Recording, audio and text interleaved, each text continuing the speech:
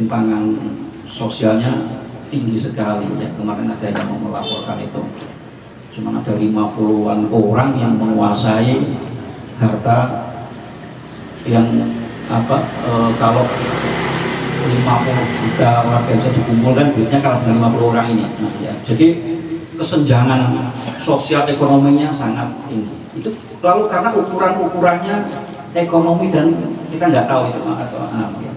Nah jadi kemudian kebudayaan ditinggalkan ya, dibiarkan, malah nggak diurusi, padahal kekuatan bangsa kita, kekuatan negara kita itu kebudayaan. Nah baru 2015 ada undang-undang pemajuan kebudayaan, tapi juga ukurannya saya sering mengatakan di pusat itu, ini pemajuan itu maksudnya apa? Ukuran kemajuan kebudayaan itu ukurnya pakai apa? Lagi-lagi pemerintah itu ukurannya ekonomi. Yogyakarta sekarang ini undang-undang keistimewaan, lalu keistimewaan terbesar itu pada kebudayaan, ada dana besar. Tapi ukurnya itu baginya dia dapat kelompok seni kecil, malah aduh rumit ya, apa. Jadi tetap ukurannya itu apa? Ukurannya tetap ekonomi. Jadi kalau misalnya kelompok kesenian mau dibantu tampilkan, pertanyaannya begini, kalau nanti kelompok kesenian dimodali, uangnya kembali atau enggak? Gitu loh. Berapa memberi pemasukan? Lu kan kacau. Ya. Jadi tetap pemajuan kebudayaan itu waktu saya nggak tahu sekarang nanti Pak Asep ya, ukurnya gimana? Ya, yang Dirjen Kebudayaan Pak Hilmafat memberi ukuran, kalau maksudnya jangan dihitung kembali.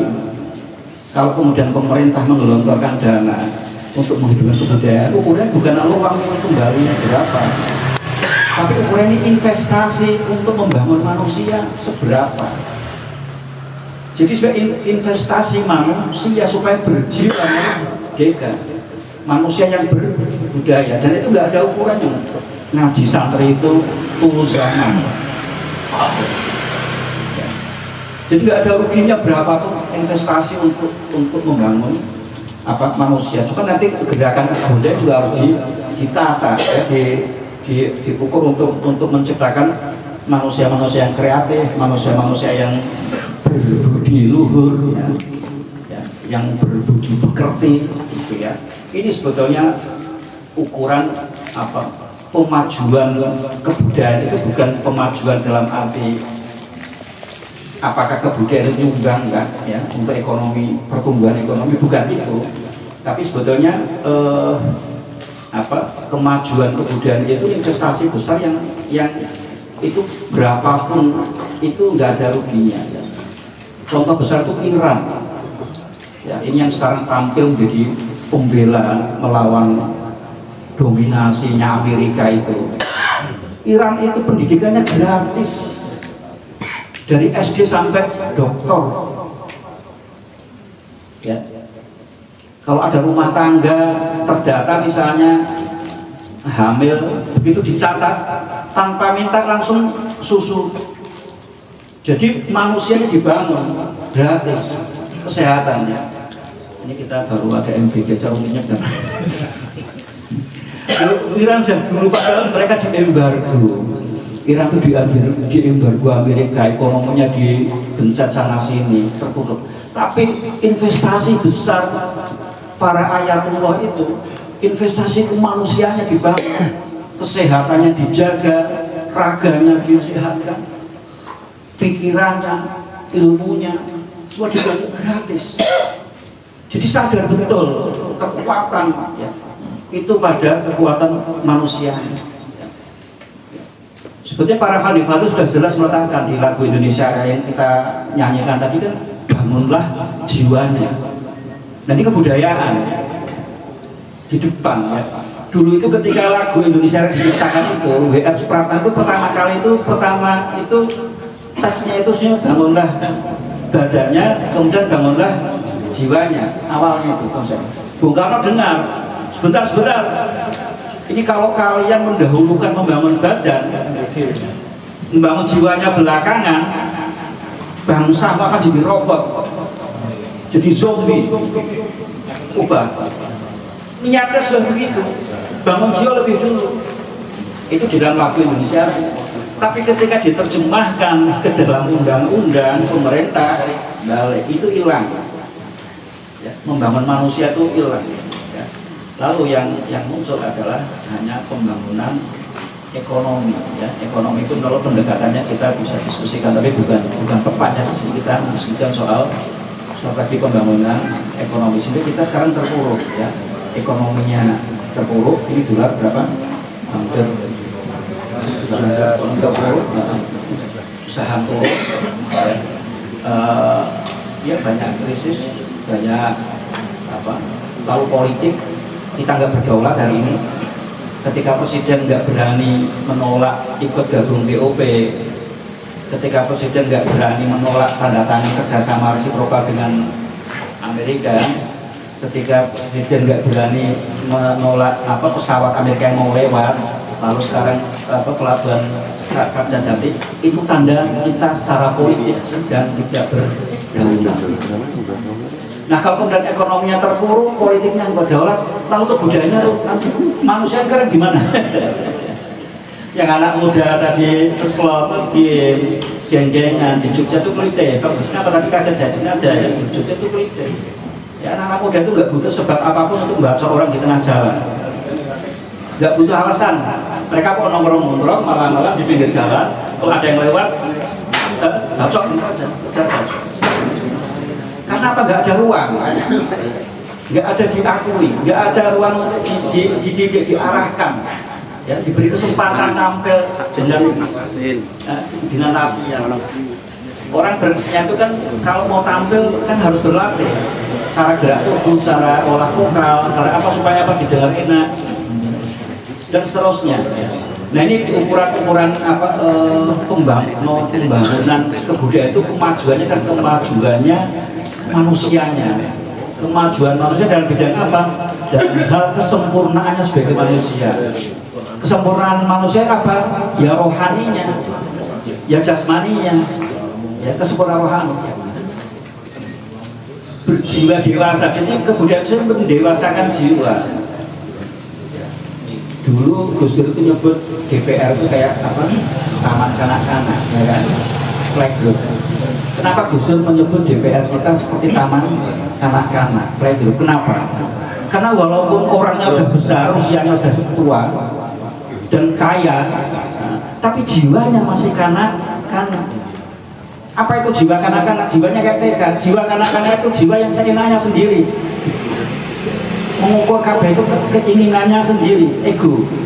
Ya, jiwa kanak-kanak itu kalau nggak diberi mainan nangis, rebutan mainan, rebutan jajanan. Ya. Jadi Gus Dur mengatakan DPR itu seperti taman, itu tanda bahwa padahal DPR itu dewan yang paling terhormat, yang paling mulia di ya. Itu aja ternyata berjiwa kanak-kanak. Nah itu kemudian itu artinya secara kebudayaan itu karena kebudayaan itu sebenarnya ukuran pemajuan kebudayaan itu adalah pendewasaan jiwa, berjiwa merdeka, berjiwa dewasa. Dalam pasal kan rijal, ya, rijalun la tulhihim tijarah. Rijal, orang laki-laki dewasa yang sudah selesai dengan dirinya sendiri, ya, enggak lena oleh ijar, oleh transaksi. Jadi kalau masih ribut transaksional, ya itu belum dewasa, belum rijal, ya. Nah itu ukuran sebagai pemajuan kebudayaan, ya, manusia. Jadi sebenarnya negara nggak rugi, ya, investasi, ya, pendidikan gratis, ya, kemudian orang dilatih capaian-capaian, ya, pendidikan agama, pendidikan sekolah, ya, di sekolah kemudian budi pekerti diutamkan, nggak ada pendidikan budi pekerti, ya. Kita diajak dulu, kita masih diajari ini ibu budi, ini bapak budi, ini teman budi. Nah kita kenal budi lah. Kalau kita tanya budi itu siapa, nah kan gitu. Nah budi itu kalau kita bisa berbudi luhur, mempunyai budi, nah, kita tuh punya budi. Nah budi itu yang harus nah kebudayaan berasal dari kata-kata budi, mendayagunakan budi, ya, mendayagunakan jiwa. Jadi ukuran-ukurannya memandang sesuatu dari sudut pandang rohani, dari sudut pandang kejiwaan, kebesaran jiwa. Dan itu dulu para leluhur. Jadi yang Jawa Ki Ageng Surutara mendidik Ki Sosro Kartono itu, Ki Hasyim Asari Ahlus Sunnah, terus membuat kiai-kiai di desa-desa membuat pesantren, itu semuanya adalah investasi manusia tanpa biaya negara waktu itu. Dan hasil investasi itu ketika Indonesia merdeka mau diserang lagi oleh sekutu Belanda, ini jiwa-jiwa merdeka ini yang tampil. Nah tapi kalau sekarang anak mudanya itu seperti digambarkan tadi itu sibuk ya, ini gawat ini ya, game ya, game online, sampai kemudian juga ini merusak ya, ini di samping membuang waktu itu juga merusak otak ya, merusak otak. Nah ini generasi ke depan itu akan seperti apa, evolusi manusia Indonesia itu akan seperti apa. Dalam keadaan gitu kita negara berdaulat, kita fair-fairan aja, kita real sekarang itu karena ancaman dunia ini perang ya.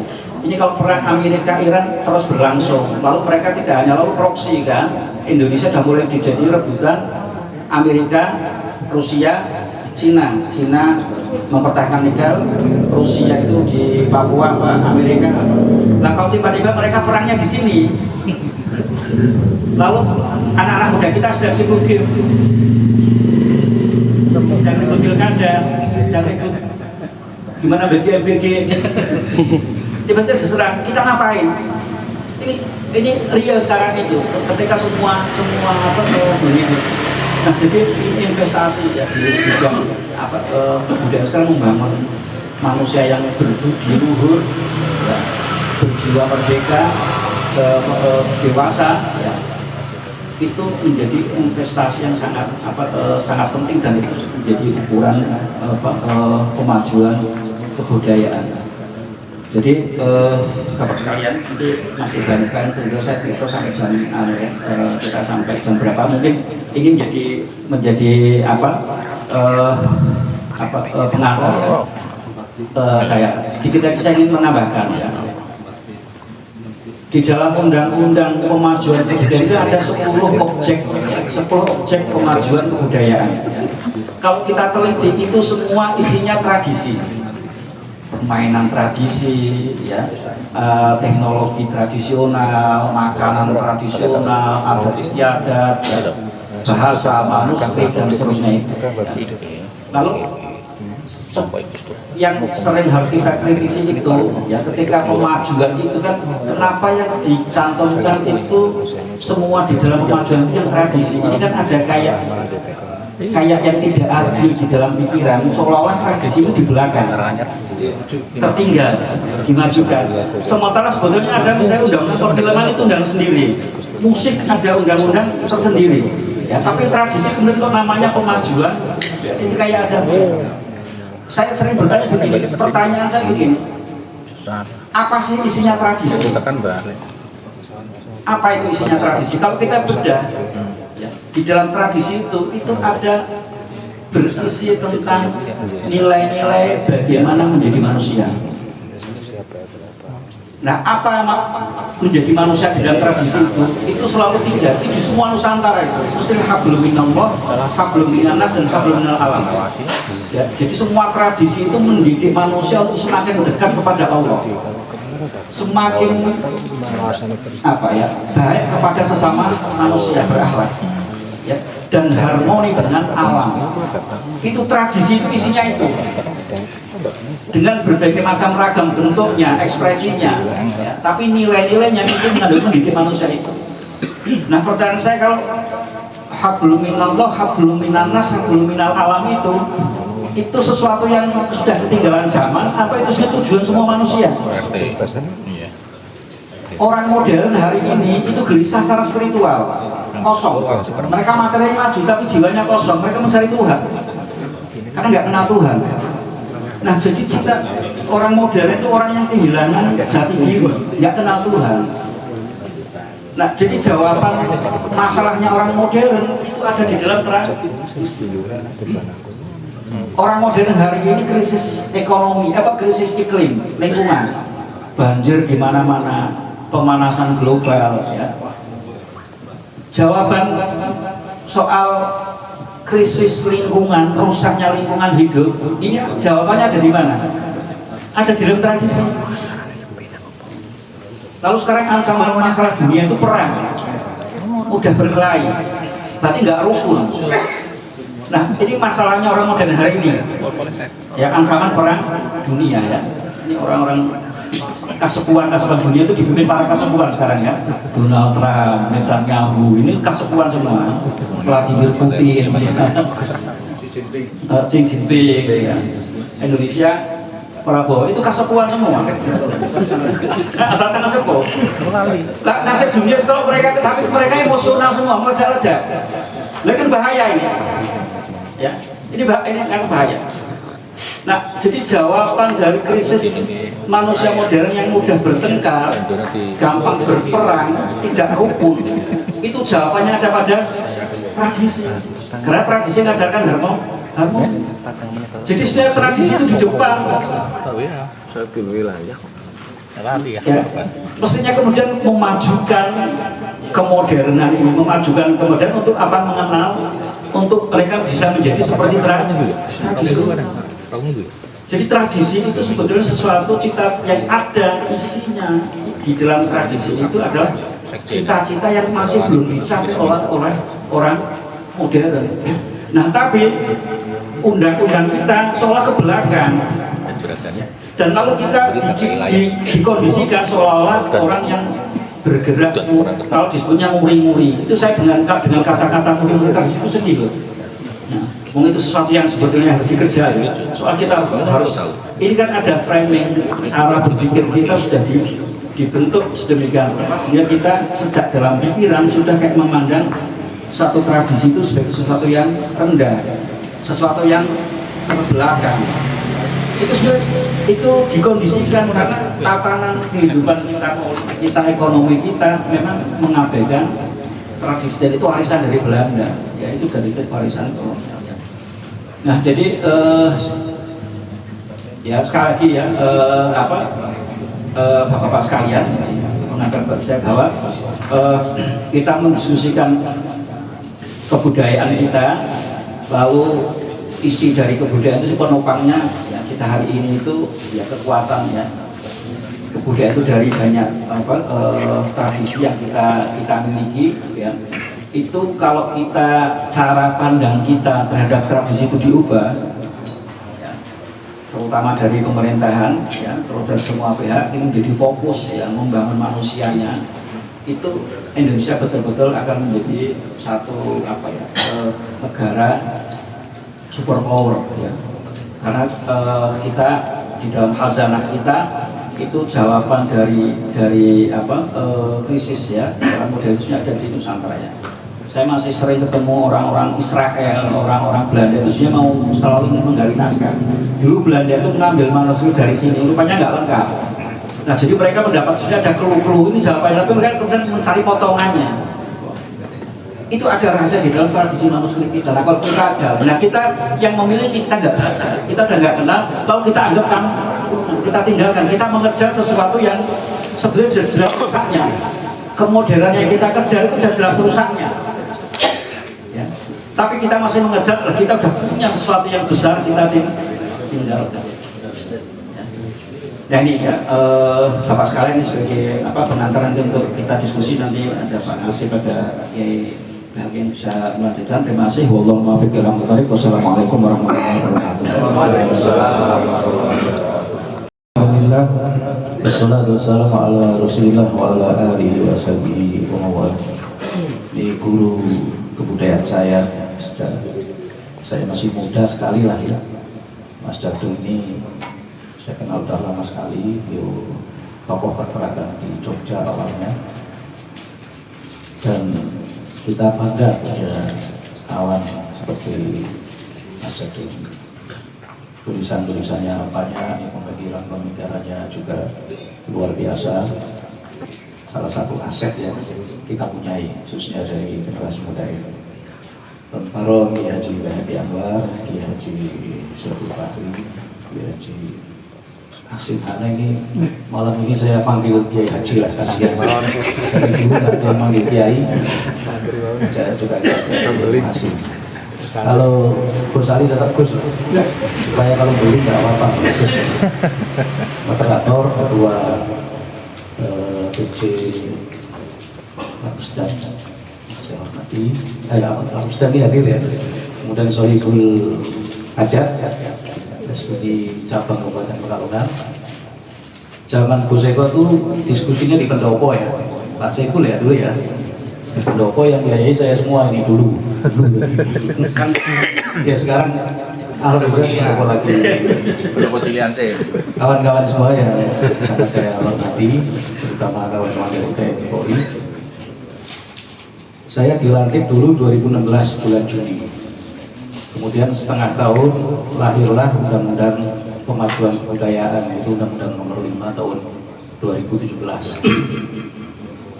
Sebagai bupati yang mohon maaf ya sudah punya pengalaman, terutama dalam bidang tata kelola pemerintahan karena 10 tahun menjadi anggota DPR, ketua DPRD dan 1 tahun anggota DPRD Provinsi. Meneruskan Pak Kiai Saiful, dulu juga beliau pernah jadi anggota DPRD Provinsi. Tentu paham apa yang harus dilakukan. Membangun ini, saya cerita tentang backbone dulu. Backbone pemerintahan ini secara baku ada 3. Jadi kalau kita membangun infrastruktur yang sekarang ini diributkan terus karena talane posok, talane podol, ya kan? Maka kalau kita waktu itu bisa membangun infrastruktur dengan masif, maka yang senang adalah masyarakat. Masyarakat senang kalau bupatinya ini bangun jalan, bangun pasar. Alhamdulillah kita bangun pasar itu 8. Kemudian tanggul rob selesai, jalan kondisi baik, sudah 97%. Tinggal sedikit saja, sayang ada COVID dan alhamdulillah saya nggak jadi lagi. Jadi jalannya tetap hancur terus ya sampai hari ini. Kemudian backbone yang ketiga adalah yang kedua, lalu kita bisa membangun transparansi pemerintahan. Ini yang seneng bangsa dia Mas Suryono itu, kawan-kawan pers, makanya kita sering undang dulu kan di TV-nya Pak Suryono di Jakarta. Kita undang di Kompas, di Metro TV, di RCTI, hampir semua TV nasional mengundang kita. Dan koran-koran nasional, saya juga dengan Tempo, Gunawan Muhammad, dan kawan-kawan yang lain. Itu kalau kita membangun transparansi, maka yang senang adalah kawan-kawan. Kalau kita bisa membangun kapasitas fiskal, seperti pertumbuhan ekonomi kita naik, angka kemiskinan turun, dan lain-lain, itu yang senang Pak Jokowi. Makanya jangan heran Pak Jokowi itu 4 kali datang ke kajian, kelimanya saya tolak. Buat apa kita bangun fisik saja, tetapi hati masyarakatnya ini tidak kita sentuh. Alhamdulillah lahir Undang-Undang Kebudayaan sampai baru kali itu ya ada Pak Saiful. Saya ini dapat dana otsus dari Kanjeng Sultan. Saya ditelepon, bahkan beliau mau hadir sendiri ke Kajen. Dana dana otonomi khusus pemerintah DIY itu sejak zaman dulu, baru zaman saya itu dialokasikan untuk pertunjukan wayang dari Keraton Jogja. Saya mendapat apresiasi dari Sultan. Pertimbangannya bagaimana saya nggak ngerti. Tapi suatu saat ini ya cerita saja. Pangeran Hadikusumo, kakak kandung beliau, satu bapak beda ibu itu datang ke Kranji. Itu saya masih kuliah kan. Beliau datang kemudian nunjuk-nunjuk. Sini tuh keraton, sini keraton. Kanjeng Sultan siap melaksanakan sebagai abdi dalam kalau guyonan lagi. Tapi beliau wafat, kemudian mungkin amanat ini disampaikan kepada Karso dalam Sultan 9, sehingga beliau memberikan banyak itu hampir 100 juta tiap tahun dana ke kita untuk dana kebudayaan. Memang spesifikasinya untuk pembinaan kebudayaan. Samping itu saya dengan pemerintah pusat Bappenas, kemudian Kementerian Pendidikan, UNESCO juga membangun rumah peradaban Pak Saiful ya, di Doro, di Kolumnar Join. Kita menemukan Kolumnar Join. Kolumnar Join itu batuan tegak, sisa-sisa sedimentasi lama, proses vulkanik yang ribuan tahun, yaitu di desa Lemah Abang. Kita sudah rancang, anggaran sudah kita siapkan, kita akan buat yang kita sebut dengan rumah kebudayaan, rumah peradaban, untuk menampung semua aktivitas budaya yang ada di Kabupaten Pekalongan. Bahkan kalau ini jadi akan menjadi prototipe model pengembangan kebudayaan sebagai implementasi dari 10 unsur yang terkandung di dalam Undang-Undang Kebudayaan. Jadi kita waktu itu akan mengimplementasikan.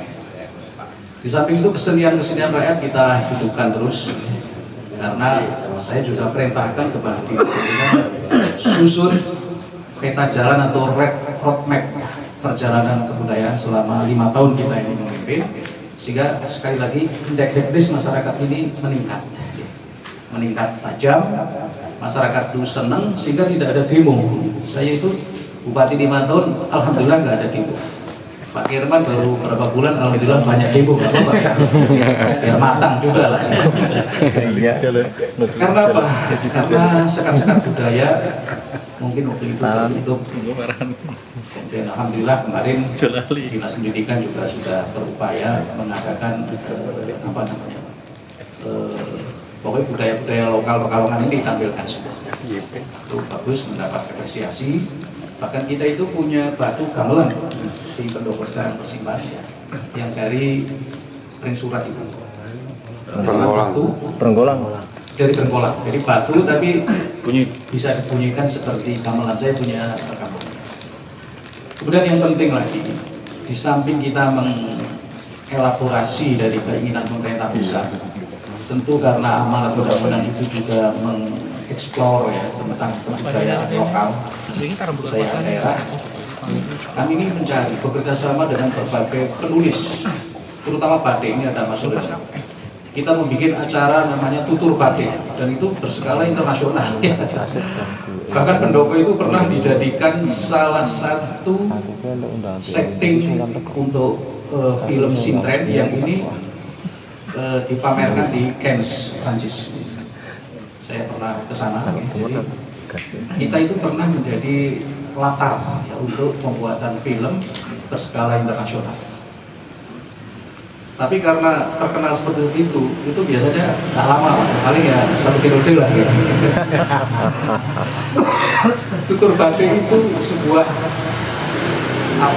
karya kebudayaan yang baik sekali, karena melibatkan para seniman-seniman dari Jogja, para penari-penari legendaris, saya lupa namanya, kemudian para artis-artis terkenal kita datangkan ke Kajen, kemudian mengeksplor tentang seni batik yang ada di Kabupaten Pekalongan, karena batik Pekalongan ini legend.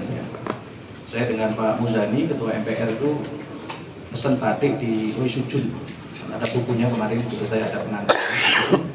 Itu sudah 3 generasi budaya yang tradisional yang kita punya. Banyak sekali ya, budaya-budaya lesan, kemudian budaya-budaya yang lain yang ini merupakan jati diri, seperti disampaikan Pak Moderator tadi, jati diri kita sebagai orang Pekalongan. Dulu Sintren ini rebutan, semua memiliki, semua berhak mengklaim bahwa Sintren adalah menjadi kekuatan kesenian daerah. Ada Tegal, ada kota. Saya bilang kalau kota yang lucu, paling pas itu ya Kabupaten Pekalongan. Alhamdulillah Kabupaten Pekalongan itu, betul ya Mas Ibu ya, kita menjadi salah satu kabupaten yang sah mengklaim bahwa Sintren adalah menjadi budaya lokal, kekuatan kearifan budaya lokal kita. Itu saya. Ini kan pinter-pinter bupati saja loh di sana sini lah gitu. Tapi kan Sintren ini hidup di kita ini. Belum kita juga mempunyai program untuk memberdayakan dalang-dalang kecil kita. Alhamdulillah muncul sekarang Aditya itu sudah menjadi dalang besar, sudah dewasa. Kita bina dulu. Dan anggaran untuk pembinaan kebudayaan pemerintah concern. Terus Budi dulu diskusinya di Pendopo, hampir tiap sore itu pada datang, macam-macam yang kita diskusikan. Karena saya sekali lagi sadar bahwa pembangunan itu tidak bisa hanya secara fisik saja, walaupun alhamdulillah ya ini sekedar flashback saja. Kita juga mendorong berdirinya universitas. Sekarang lahir Universitas Islam Abdurrahman Wahid. Itu perspektifnya nanti mahasiswanya bisa 40.000. Sekarang sekitar 12.000. Kemudian kita dorong juga ITSNU, Institut Teknologi Sains Nahdlatul Ulama. Biasanya NU itu kan peletakan batu pertama dan yang terakhir ya. Karena kita menyadari hal itu, saya diperintah langsung oleh Pak Menteri Pak Hasim bikin butuh tadi sama Pak Kiai Said ya. Kita ada hibah daerah NPHD itu sekitar hampir 6-7 miliar dan lain-lain. Itu modal awal, alhamdulillah sekarang berjalan baik. Begitu juga dengan Muhammadiyah, kita fasilitasi itu ada tanah, bukan tanah kita pemerintah itu bukan tanah pemerintah, namanya government ground. Kalau NU nanti tanah pemerintah yang dihibahkan ke NU. Ya. Tapi kalau Muhammadiyah itu bukan tanah bebas, siapa pemiliknya? Kalau menurut undang-undang pemiliknya adalah terdekat. Nah, ini kanan kiri, depan belakang sudah punya Muhammadiyah. Saya wakafkan, saya siap untuk membantu bisa menjadi milik Muhammadiyah asal dijadikan kampus dan itu universitas, jangan sekolah tinggi. Itu ide kita Pak. Alhamdulillah berdirilah Universitas Muhammadiyah Pengajaran Agama. Kemudian kita juga dorong Universitas Diponegoro. Sebentar lagi akan ada program S1. Karena saya sadar kalau hanya bangun jalan tuh kata KDN gampang, ada duitnya jadi. Tapi bangun sarana pendidikan ini Pak, ini nggak mudah.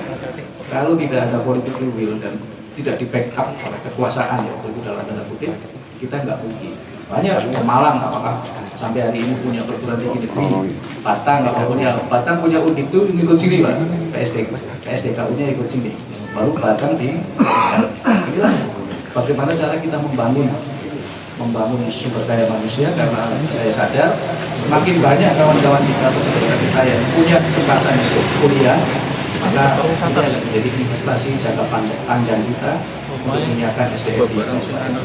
Kemudian sekarang ada lagi politeknik kesehatan, itu ada sejarahnya. Waktu itu tanah punya kesehatan itu nganggur.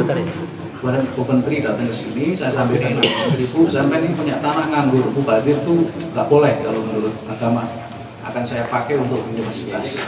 Akhirnya beliau bilang, jangan Pak, saya juga akan bikin universitas di sini. Akhirnya politeknis kesehatan yang di Karanganyar itu. Jadi universitas kita dorong, kemudian seni peran kita lakukan, dan mudah-mudahan dengan pemerintahan Pak Herman ini, karena kita juga berada di dalamnya, insya Allah roadmap kebudayaan yang dulu sudah kita rancang, tinggal diteruskan sambil diambil lagi, sampai mencari lagi hal-hal yang baru, yang baik. Saya selalu berprinsip kepada kalau ada hal baik yang masuk dari Muhammadiyah, itu harus kita ambil. Tetapi tidak boleh berhenti karena masyarakat dinamis. Tentu kita harus mengembangkan prinsip wal ahdu bil jadidil aslah, dalam rangka apa? Sunnah aslahu wal aslahu wal aslahu ila akhirih. Inilah yang saya sebut membangun dalam konsep ideal, yaitu bagaimana rohaninya, jiwanya kita bangun dengan sarana-sarana seperti itu. Tentu ini jauh dari sempurna, tetapi harus kita mulai. Alhamdulillah kampus banyak sekarang. Dulu kita ngeri Pak, kalau mau kuliah harus ke Semarang. Maksud kita kalah sama Tegal, sama Purwokerto. Sekarang alhamdulillah kita masuk dalam kabupaten kota yang dilihat karena banyaknya kampus yang akan berdiri. Sebentar lagi mungkin Unikal juga akan lebih dari sini. Gitu. Pokoknya nanti banyak. Dulu Al Azhar sudah siap, kemudian ada universitas swasta dari Jakarta juga sudah siap. Ini karena situasinya sehingga dan sampai ini hari ini belum, tapi kemarin kita sudah bicara lagi dengan Unikal, mudah-mudahan nanti akan ada investasi pendidikan lagi di Kabupaten Karawang. Yang terakhir, saya kira kita perlu banyak belajar dari kearifan di zaman. Ada makalah yang sering disampaikan Mbak Maimun dulu. Saya dulu sering ke Sarang karena ponakan-ponakan saya mondoknya di Sarang. Dia selalu sampaikan wayam bahi ayakuna arifan di zaman itu. Alal akil wayam bahi alal akil ayakuna arifan di zaman itu. Hari ini orang terpengaruh seperti sampaikan Mas Jadul tadi. Bagaimana peradaban Persia, Iran itu tangguh bisa meruntuhkan peradaban Amerika. Amerika itu nggak punya peradaban, lahir 200-300 tahun lalu. Tapi Persia sudah ribuan tahun. Satu saat ini diundang oleh rombongan oleh Ibu Presiden. Ini satu komparasi saja. Ibu Presiden Raisio. Apa yang dilakukan beliau? Kami datang ke Teheran, kemudian dijanjikan ketemu beliau. Bayangan saya ini ketemunya di istana. Wah, ini dengan istana nih presiden.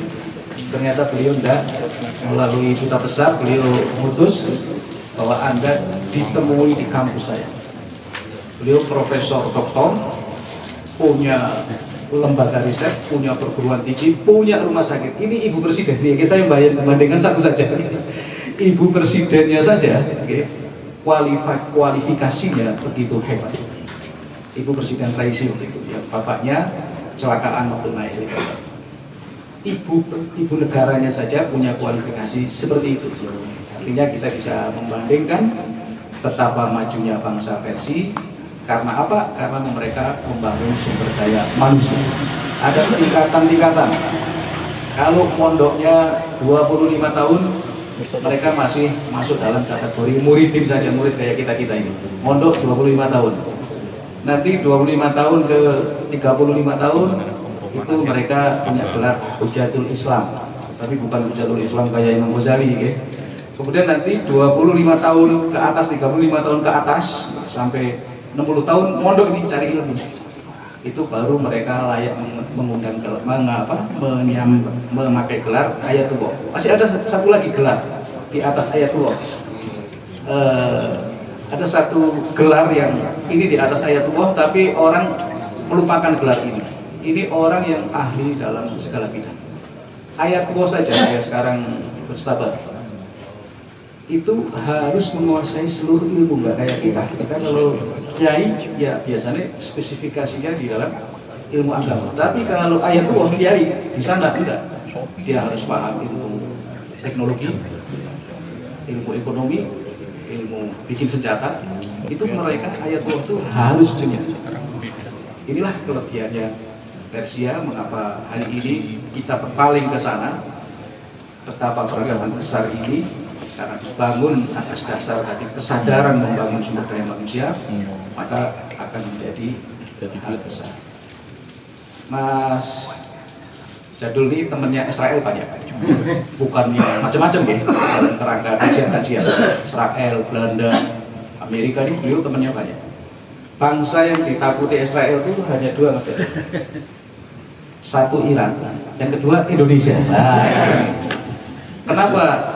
Menurut Israel, Iran ini jelas Pak, kuat jelas lah. Dia nggak berani nyerang ke Amerika, ke Israel kalau tanpa bantuan Amerika. Waktu saya ke Isfahan, kita iseng-iseng nih, diajak kawan saya ke sana. Saya nanya, ini misilnya diarahkan kemana? Kan itu Isfahan itu salah satu pusat peluncuran misil. Beliau bilang teman saya itu, ini diarahkan koordinatnya ke Israel Pak. Waktu itu tahun 2003 Pak, belum ada perang ini. Saya ke sana Februari 2003 atau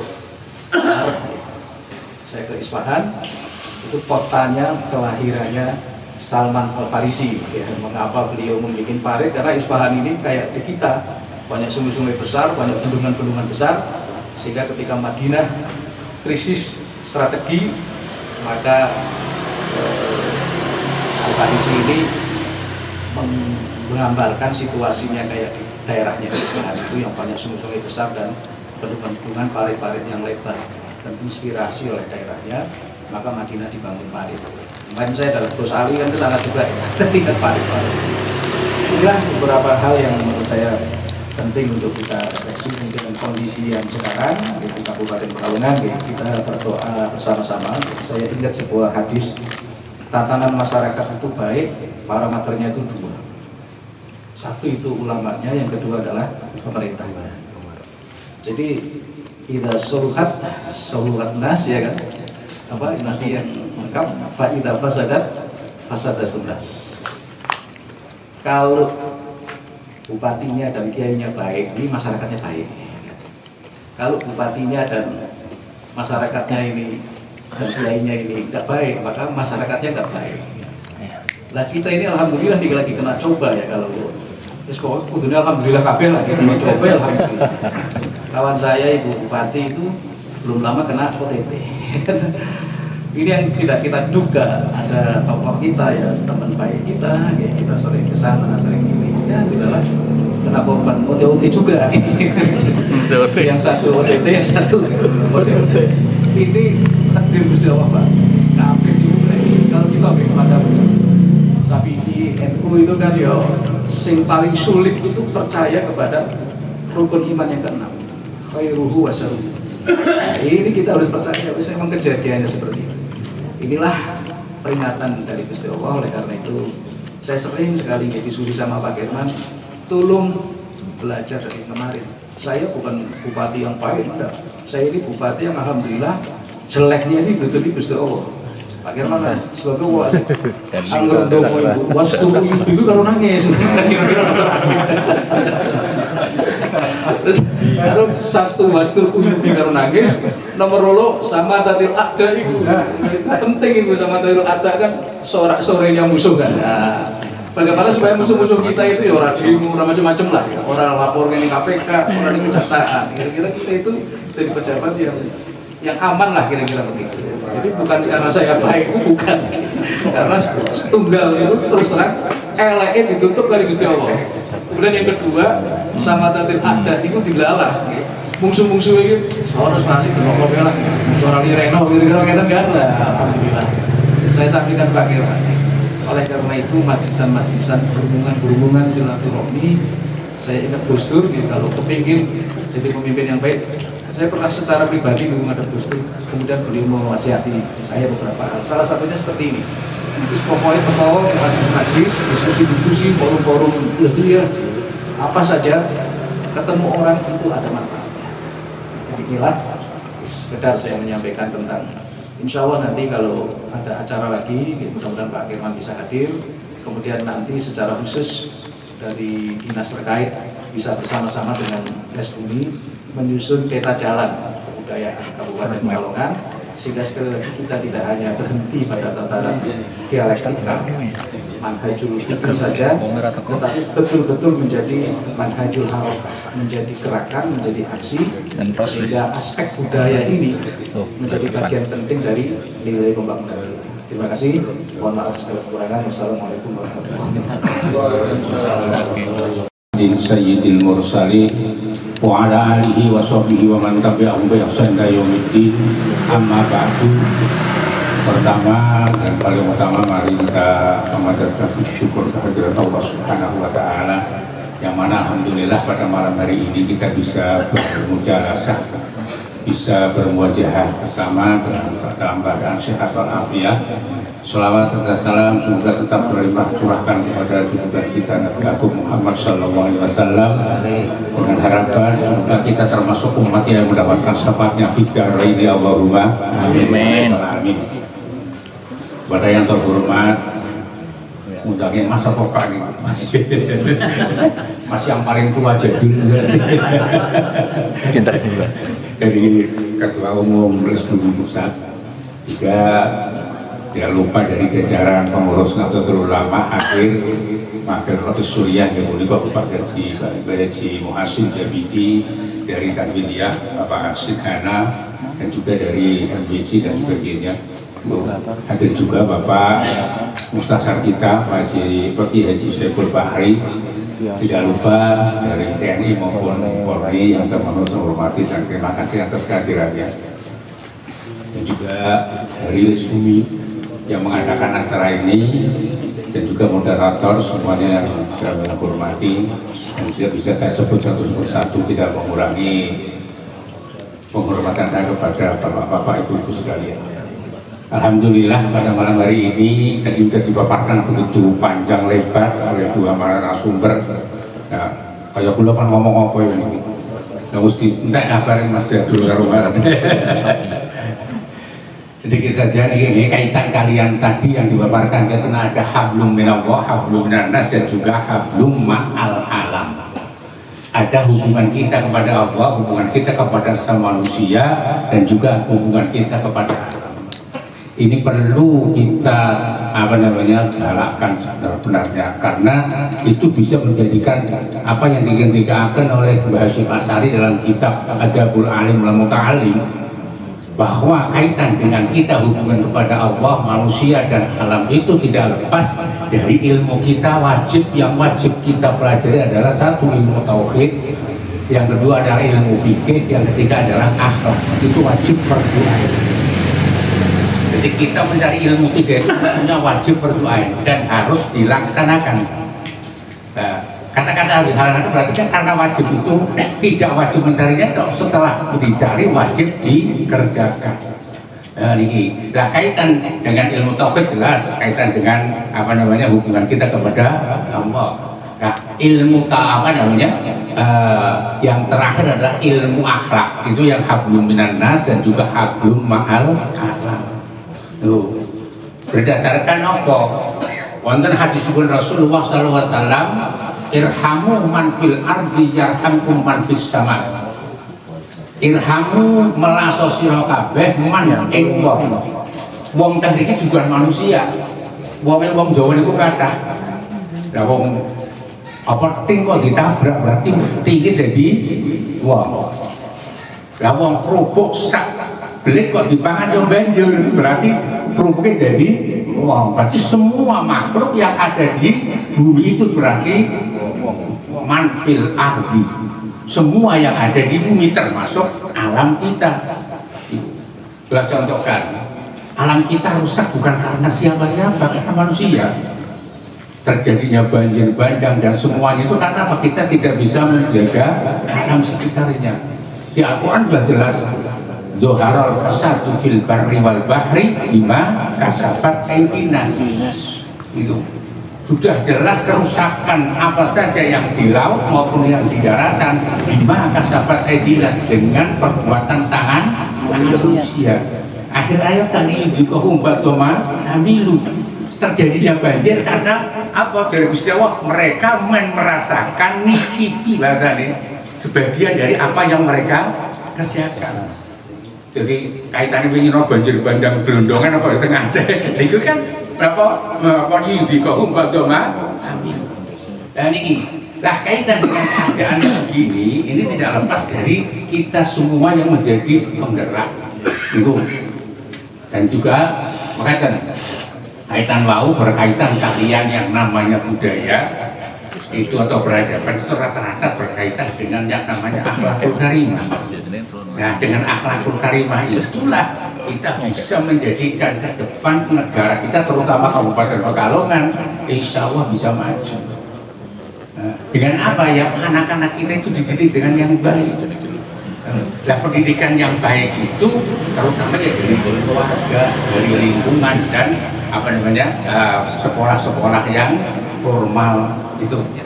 Nah, karena rata-rata amit-amit kaitan sekolah formal kadang-kadang hanya transfer ilmu. Yang penting aku mulang sebulan hitungannya ya dulu. Nah, beda kalau yang berkata kalau di dalam apa namanya ala tanalul ilma illa bisittatin kan situ wa irsadul ustadi tidak taklimul ustad. Kata-kata irsyad itu ya bisa mengajar, bisa menjadi apa namanya pembimbing, bisa menjadi suri toladan. Kadang-kadang guru kita itu kadang-kadang apa guru waktu terus haru. Pernah terjadi di daerah Jolo, guru waktu itu guru SMP kalau nggak salah, kalau malam itu duitnya itu Pak. Akhirnya ketangkep aparat. Ini kan waktu terus haru. Menyanyikan guru kan kena digugu dan diru. Nah itu. Ini kaitan dengan itu juga perubahan yang harus kita rubah juga kaitan dengan pendidikan. Itu mulanya sepeda balik kaitan dengan apa yang kita saksikan sekarang semuanya dari Mas Jadul bahwa kaitannya roto-roto isu-isu DJI, HP dan sebagainya. Ya HP itu sebenarnya ya alat sih, alat itu ya bisa baik bisa tidak tergantung yang memegang. Contoh pisau bisa baik kan bukan isi ini apa? Sate Korban. Tapi kalau buat nodong-nodong kan nggak baik. Dan begitu juga amit-amit sekarang orang kiai nek basul masail seorang bocok kitab sak koper hanya bawa niki buka apa namanya kaitan dengan dihab kan semuanya kitab itu maktab syamilah kan kumplit mau ambil kitab aja itu cuma ya itu alat itu tergantung yang memegang ini kaitan dengan ini. Namun Lah kaitan dengan akhlak makarimah, peradaban dan sebagainya itu tidak lepas dari jiwa atau dari mau apa namanya? Bangunlah jiwanya. Lah membangun jiwa itu antara tiga hal yang pokok kaitan dengan keyakinan atau dengan ilmu tauhid, dengan ilmu syariat atau ilmu terakhir ilmu akhlak. Nah makanya akhlak itu nanti ada hubungannya dengan kata lain tasawuf. Itu al-ihsan anta budallah ka annaka tarah wa illam yarah fa innahu yarah. Apa itu ihsan? Engkau akan menyembah Allah seakan-akan kita melihat Allah. Kalau tidak bisa, ketahuilah bahwa saya atau kita itu dilihat oleh di sini tanya. Kadang-kadang kita mengerjakan sholat kan cuma seremonial toh. Penting sholat. Ya tapi saya mungkin daripada orang sholat. Niki, bon. Nah, lalu selanjutnya tadi disinggung kaitan dengan apa sebenarnya itu hadis Nabi yang oleh moderator. Qiwamud dunya bi arba'ati asya. Berjalan di jejak dunia itu dengan 4 hal. Pertama bi ilmil ulama. Selama masih ada ulama pergi sing tasik masih mengajarkan ilmunya, insya Allah dunia ora ini. Di ilmil ulama. Nah nomor 2 bisa khawatir ahliyah. Di adil umarok yang nomor 2 di adil umarok adilnya para pemimpin. Ini kisah rumah tangga, adilnya para pemimpin itu. Karena kemakmuran tidak akan pernah dicapai kalau belum ada keadilan. Maka di situ ada di adil umar nurai buyung rosok dari pemimpin dan pemimpin di adil umar. Yang nomor 3 baru bisa khawatir ahliyah dengan loman dermawannya wong sing sugih dermawan itu. Malah ada satu keterangan orang ulama itu ketika sing aran wong loman dermawan itu napa ora usah dijaluk meneh. Jadi contoh, di sini kok ada pembangunan masjid renovasi atau perihal bahasanya itu, orang usah dijaluk bawa proposal, wis meneh dhewe ki sing loman. MBC sedang dibangun. Bapak proposal sudah tidak itu bisa khawatir ahli yang rata-rata kan harus dijaluk kan dulu. Seimbang. Tahu kondisi bahwa saya itu ini kasih terakhir mau didoa ilmu koro. Dungane wong melarat niku mandi dongake wong. Nek donga dhewe ora mandi. Jadi nek dongake wong alim para kiai, alhamdulillah Pak Kiai saged mucal didongake muga-muga panjang umur, berkah lan terus iku didong apa namanya? Dijabah dening Gusti Allah. Dongake para pemimpin yang adil dijabah dening Gusti Allah. Itu sing nomor 3 ndongake ora usah dikongkon ndongake secara otomatis. Contoh ana wong punika wong sing melarat dibadaan sik butuh gak punya apa-apa ana teko kurir utawa utusane apa Pak Haji sing sugih. Assalamualaikum. Waalaikumsalam. Monggo pinarak enggak wonten apa Mas niki sepeda silaturahim kula diutus Pak Haji kan menaken iki amplop coklat dan gede Pengalaman dibuka itu lagi apa iki zakatnya Pak Haji dibuka alhamdulillah 500.000 orang tadi kongkon dulu ya Allah Gusti muga-muga Pak Haji paringi berkah dan sebagainya iku mandiri karuan Pak Haji Mahmud itu. tapi orang bisa jalan asalnya gitu kula wonten kejadian wong punika wong ora duwe tapi wonge punika napa ya rada royal ora duwe pun dibadaan orang gaji niku weneh apa sedekah waktu itu dengan dibuka apa utusane ngomong iki mau dibade sedekah Pak Haji tapi sampean tulung didongake ya dengan dibuka 20.000 kan bungake kok ora sudi iki kita tak iki ya kira orang bisa dikongkon dongake kalau nyemak itu menjadi apa tercukupi kebutuhannya dulu secara otomatis. Loh niku jadi jejeki utawa apa namanya berjalannya dunia itu tidak lepas dari ibadah. Tapi orang-orang dosa apa godang tentunya semuanya ingin bil ulama sing kathah ulama sing mulang niku ana nawati adil umara isyahawatil ahliyah wa bidu'ail fuqara. Insyaallah kalau itu berjalan dengan baik ya kita insyaallah ya adil dan makmur bisa tercapai baldatun thayyibatun wa rabbun ghafur. Maka mawon sekedar tambahan saking apa yang mau dipun. Ada barangnya sampai akan dua narasumber. Ayo kalam wabul maksud. Assalamualaikum warahmatullahi wabarakatuh. Assalamualaikum warahmatullahi wabarakatuh.